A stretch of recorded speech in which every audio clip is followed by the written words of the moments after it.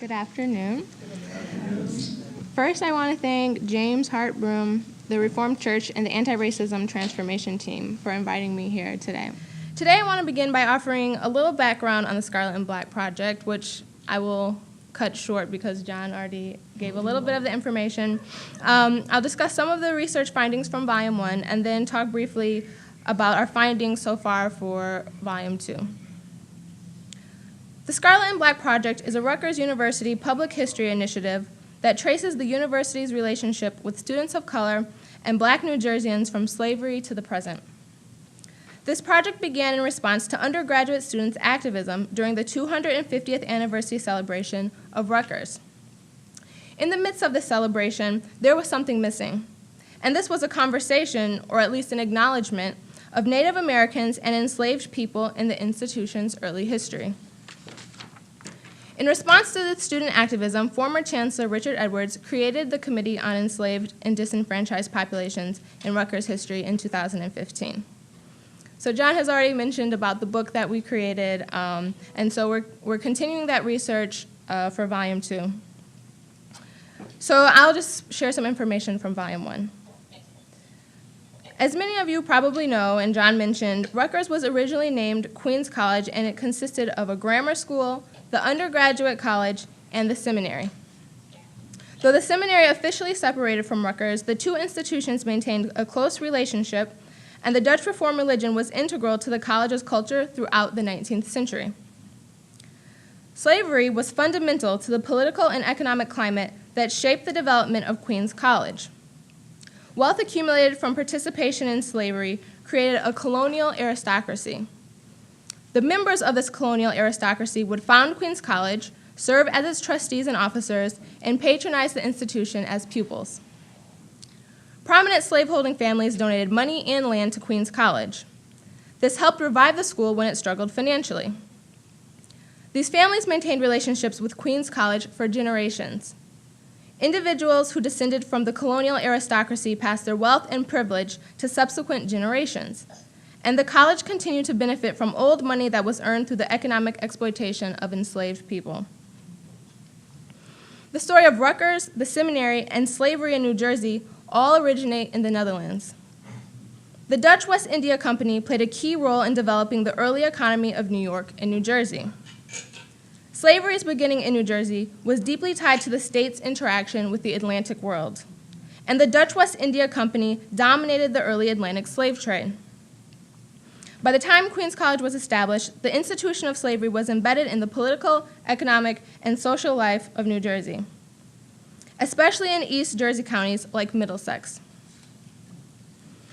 The Dutch Reformed Church was also a key institution that shaped the culture of New Jersey. Prior to the founding of Queens College, there was no seminary in the Americas to train Dutch Reformed ministers. Through the efforts of Dutch merchants and ministers like Theodore Frelinghuysen, a Dutch college was established in New Brunswick. Queens College received its charter in 1766 and soon commenced instruction to cultivate piety, learning, and liberty. Yet, many of those who founded the college owned slaves. The Dutch had a strong tradition of slaveholding. Well into the 19th century, the Dutch in Middlesex and surrounding counties were more likely than their English neighbors to own slaves. Thus, many of the college's early officers, students, and donors came from wealthy slaveholding families. Founding trustees included slave traders Philip and Robert Livingston. The college's first president, Jacob Hardenberg, also came from a prominent slaveholding family. Members of the Van Rensselaer family served as trustees and donated money and land to the college. These were descendants of Kilian Van Rensselaer, a director of the Dutch West India Company, whose large estate in New York relied on slave labor. Local slaveholding families sent their sons to the school, and these included the Blavelts, the Dunhams, the Van Dersens, and the Kirkpatrick family. Now, finding out the stories of the people who were owned by these elite families is a challenge. This is because existing sources from the 18th and early 19th century do not tend to mention African Americans, or if they are mentioned, they do not elaborate on their daily lives. However, investigating Rutgers officers and students who had ties to slavery has allowed us to find glimpses of the Black people enslaved to them. Take, for example, Philip French, who was a founding trustee of Queens College. This is the man for whom French Street in New Brunswick is named. As one of the largest landholders in the area during the colonial period, French owned numerous buildings and properties around town. This included a tavern at the corner of what is now Albany and Nielsen Street, which he sold to the college. It was here, inside this former tavern, that the first college students received their instruction. Philip French was also a slaveholder. One person who was enslaved to Philip French was a man named Klaus. We know that Klaus spoke at least 2 languages, Dutch and English, but he probably also spoke another language. As a slave in the 1740s, Klaus was of a generation of black people who were mostly coming from America from Africa. During the colonial period, slaves like Klaus often hoped to gain freedom by running away. New Jersey's stringent slave codes made it extremely expensive for slaveholders to set free or manumit their slaves. Only the wealthiest masters could afford to pay the bond to free their slaves. Thus, the majority of enslaved people could never expect manumission. Klaus took matters into his own hands. On August 23, 1741, he ran away from his master, Philip French. Klaus was approximately 45 years old at the time. His master's advertisement described Klaus as having a yellowish complexion and being of middle stature. He enjoyed playing music, and he took his fiddle with him when he ran away. Philip French offered a reward of £3 for the runaway's capture, but we do not know if French ever saw Klaus again. Around the same time that Klaus ran away from New Brunswick, a black man named Yukaso Graniso came to serve a revivalist minister near the Raritan River. Graniso was exceptional in that he secured freedom through manumission in a time when this was rare. Yukaso Graniso was a West African man born in the early 18th century in what is now northeastern Nigeria. As a teenager, he was captured, enslaved, and sold to a Dutch slave trader. He was taken to the Caribbean and then to New York and finally to New Jersey with his master, Reverend Theodore Frelinghuysen. Frelinghuysen had established the first Dutch Reformed church in the New Brunswick area, and his sons and grandson would go on to advocate for and eventually establish Queens College and the Seminary. Like many Africans who were brought forcefully to the Americas, Yukaso Graniso was deeply distraught at the separation from his family. So desperate was he to reunite with his family that he sometimes wished to die, and on one occasion he attempted to commit suicide. Much to his master's satisfaction, Graniso eventually embraced Christianity, and this helped him earn manumission from his pious minister. Graniso was exceptional not only because he secured freedom through manumission, but also because he went on to publish an autobiography in 1772. This autobiography provides key insights into what slavery was like in the New Brunswick area in the mid-18th century. One aspect of slave life that was prominent in New Brunswick in this period was public auctions. This was certainly true during the Revolutionary War, when New Jersey patriots routinely sold off the enemy's confiscated property, including slaves, to finance their war for American liberty. Colonel John Nielsen, a Queens College trustee, was a prominent New Brunswick merchant whose family's business traded in the Dutch West Indies. Nielsen also bought and sold slaves captured from Loyalists during the Revolutionary War. For instance, he sent a captured Negro woman to a fellow officer during the war. Nielsen also purchased at public venue in November 1777, quote, "a Negro man from the enemy." New Brunswick slave auctions took place not too far from what is now Nielsen Street in downtown New Brunswick. With the prospect of being sold always a looming threat, some enslaved people attempted to run away. For example, a young man named Jack made a careful plan to run away from the Van Harlingen farm at Millstone. Jack ran away with his friend Ben, who belonged to another master. Jack was 21 years old, and Ben was 19. They both spoke Dutch and English fluently, and they forged or obtained a fake pass. This is paperwork that was required for any black person, free or slave, to move through the area. This escape took place in 1769, just a couple of years after Queens College received its first charter. Jack's master, Ernestus Van Harlingen, was a key early supporter of the school, and he continued to hold other black people in bondage at Millstone. During the Revolutionary War, Queens College students and faculty fled from New Brunswick and relocated to Millstone, to the slaveholding homestead of Ernestus Van Harlingen. And there at his home, the classes continued. Fast forward to the early 19th century, when Queens College experienced financial troubles. Monetary donations from wealthy slaveholding benefactors saved the institution. The most substantial donation during this period came from the Dutch Reform minister Elias van Benschooten. Van Benschooten did not gain his wealth from his occupation as a minister. He was a frontier preacher with a modest salary. Instead, the bulk of Elias van Benschooten's wealth came from 2 generations of exploiting slave labor and farming. A financial gift from the university's namesake, Colonel Henry Rutgers, also came at a vital time for the college. In 1826, Henry Rutgers donated the interest on a $5,000 bond and a bell to the school. Colonel Rutgers had long-standing connections to slavery. His father and grandfather owned slaves. And during the time he served as a trustee and made donations to the college, Henry Rutgers owned slaves. Monetary and land donations from prominent slaveholding families enabled the construction of Old Queens, the college's first permanent building. The land where Old Queens was built came from the estate of James Parker, a major landholder in Middlesex County whose families owned slaves. In the course of our research for the Scarlet and Black Project, we discovered that a black man named Will worked to lay the foundation of the college's oldest building. We believe that he was one of many enslaved workers on the construction site. We can't confirm the names of the others, but we know that many of the building contractors were slaveholders. For example, a builder named John Voorhees was a slaveholder. He brought a team of men to work on the building doing masonry work, and some of the people on his team were probably his slaves. In any case, even those builders who did not own slaves themselves could hire a man from another master. That's exactly what happened with Will. Will was enslaved to Dr. Jacob Dunham, who was a prominent physician in New Brunswick. Will was often hired out to perform strenuous tasks. For many years, Will constantly moved about New Brunswick, sometimes going miles from his master's house for a day, a week, or a month.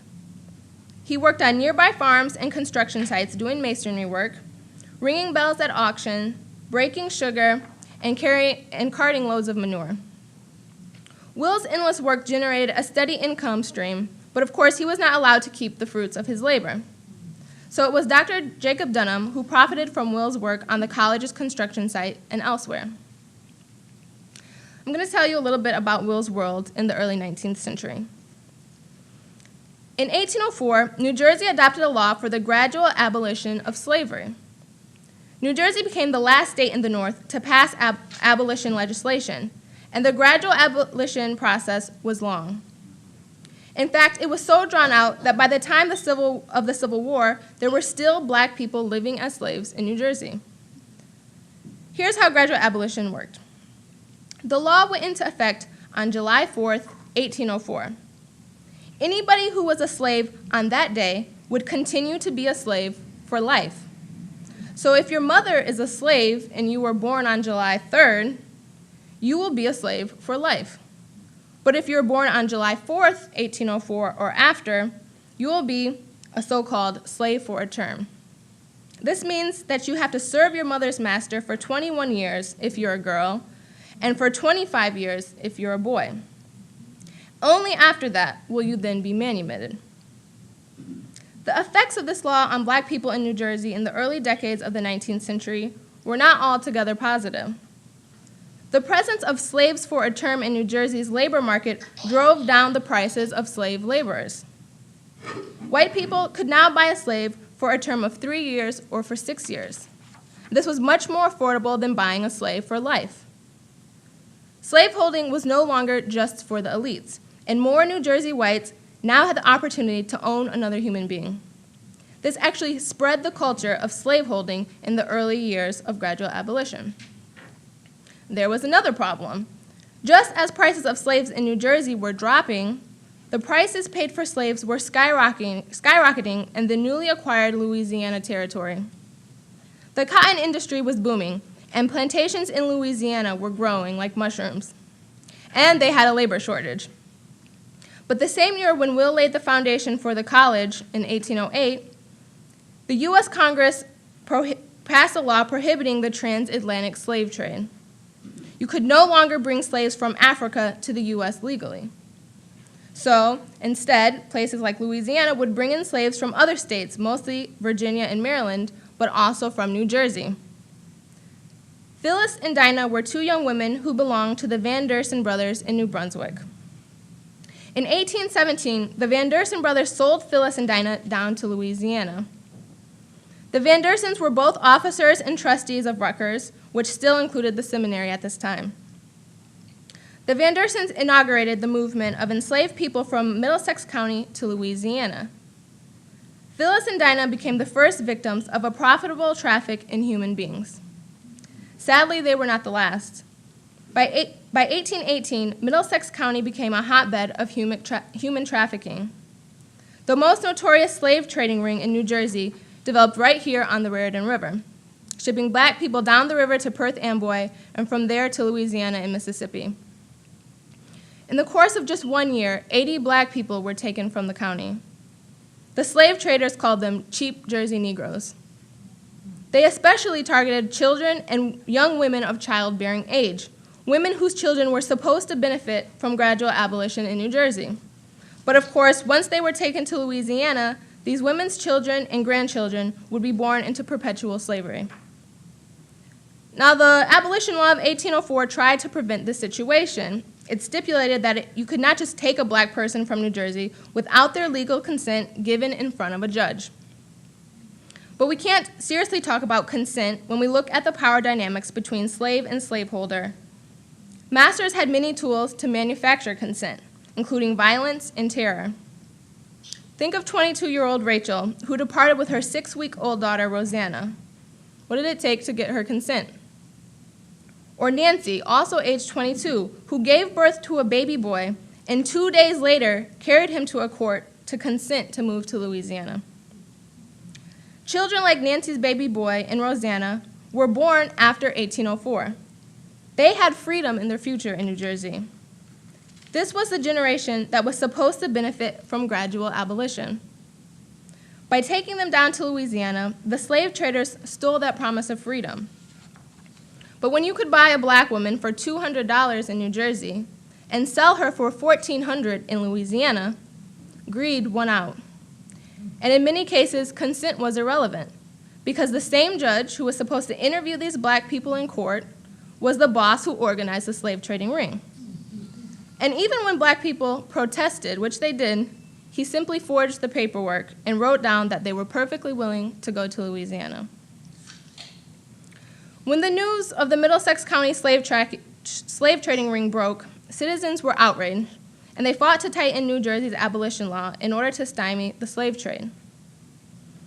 What was the church's response to this injustice? While all this was going on, the Reformed Church in New Brunswick was largely silent on the issue of slavery. The silence of the church has been explored in John Coakley's 2017 essay, "We Have Not the Subject Among Us: Slavery, the Reformed Dutch Church, and the New Brunswick Seminary." Whether in their support of the ACS, the American Colonization Society, or in their efforts to maintain peace within their congregations, Reformed church leaders failed to issue a staunch repudiation of slavery. As Coakley shows, it was not until 1855, on the eve of the Civil War, that the church officially debated the issue. And it took another 10 years for them to formally adopt a resolution denouncing slavery as a moral and social sin. By that time, the Emancipation Proclamation had already been in effect for a year, and thousands of African Americans had taken the bold step of running to Union lines in order to gain freedom. Now I'll talk briefly about our research for Volume 2. Scarlet and Black Volume 2 picks up in 1865 and goes to the end of World War II in the 1940s. We explore New Jersey's relationship to slavery and the Civil War, namely that the institution of slavery existed in New Jersey until 1865, and that many white New Jerseyans were pro-slavery sympathizers. We are also exploring how Rutgers and the seminary imposed a particular worldview by endorsing order and discipline at home and abroad. This includes analyzing ideas about racial categories and the role of Rutgers professors, students, and alumni in promoting race science. Rutgers College disseminated ideas about Black inferiority and white superiority, which had negative implications for minority groups. The racist views taught in science courses and lectures at Rutgers also relates to the missionary impulses we see with the Reformed Church. Religious foreign missions of Rutgers graduates and the domestic missionary efforts were rooted in Protestantism, nationalism, and white supremacy. Rutgers professors such as Theodore S. Doolittle presupposed that Black and Native Americans were uncivilized and in need of moral reform. Doolittle was a Rutgers professor during the 1870s through the 1890s, and also served as the vice president and acting president of the college. As a prominent leader in the college and a public intellectual, Doolittle's ideas were widely dispersed. In many of his writings, Doolittle made arguments that whites were a superior race, and consistently referred to Native Americans, African Americans, Africans, and the Chinese as savage, barbaric, and violent. Doolittle argued that education and religion were the only factors that could transform Blacks into industrious and intelligent people. Thus, he encouraged Rutgers students to engage in civilizing missionary work at home and abroad. Yet the seminary also provides the first Black alum for our study, Eli Walden. Walden was a poet and one of the first 2 Black graduates of the New Brunswick Seminary. Walden had been enslaved in Virginia and walked to Washington, D.C., and later New Brunswick after the Civil War. He attended the seminary from 1876 to 1879 on scholarship from the Reformed Church. Walden represents the opening up of opportunities for African Americans to attend the seminary. Walden used his position to improve life for Blacks in New Brunswick. While a student at the seminary, he established a Sunday school for Black orphans and destitute children in New Brunswick. The next alum we explore is James Dixon Carr, who graduated from Rutgers College in 1892. Other topics we are researching include the growth of the Ku Klux Klan in New Brunswick and Klan activities on campus, the Great Migration and how the influx of Black Southerners reshaped New Brunswick, the lives and activism of the college's early Black graduates, and the founding of the New Jersey College for Women, later known as Douglass College, and its first students of color. We are also exploring the growth of Black institutions that provided opportunities for Black New Brunswickers to occupy autonomous spaces. These include the founding of the Rice Industrial School in 1897 and the growth of the Mount Zion AME Church in New Brunswick.